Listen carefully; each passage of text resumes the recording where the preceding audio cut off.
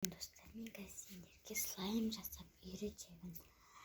Бірінші бізге су керек, екінші бізге пенка керек, сосын воздушный пластилин керек. Мен ақ түсінен жасаймын. Сосын зубный паста қосатын едік, мен қоспаймын.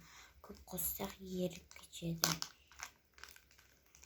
Мен зубный паста қоссаңдар да болады, қоспасаңдар да болады.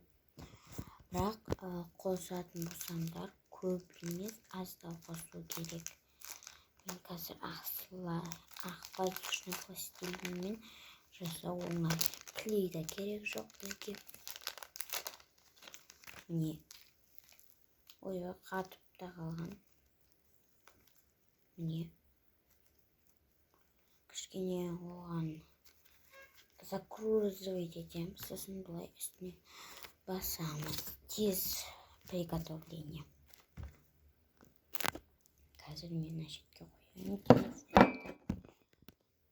Сосын суды алып, былай кішкене үстіне былай қолымызды батырамыз, кішкене үстіне снесеміз, сосын былай араластырамыз. Сонда слаймымыз қатып қалған болса, ол деген жұмсақ болады.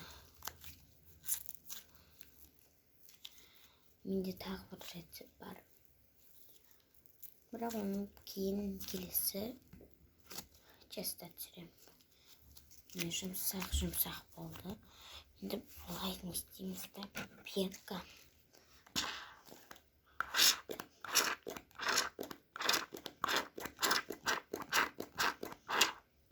Сендердің пенкаларын толып тұрса, 3 рет тамызыңдар. Мен көрістен істемей тұрған соң 3 рет тамыз. Сосын осылай болады. Қазір пенкасы да өзіме кетіп қалды. Былай араластырамыз.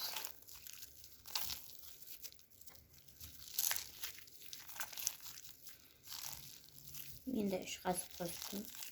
Бірақ пенкам ақпай қалды. Сонда қалды. Сосын кәдімгі слайм болады, воздушный пластилин емес.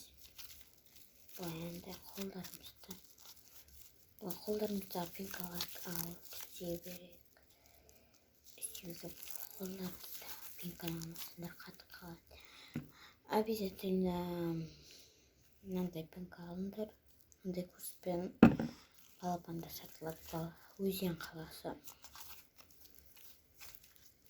Өзен қаласы, 3-ші микрорайон, 27-ші дом. Балапан деген зат бар, оқырмандарым. Не болды, бізде көп күшті воздушный пластилиннен осындай слайм шықты. Бұл рецепті мен сендерге секретпен айттым. Всем пока!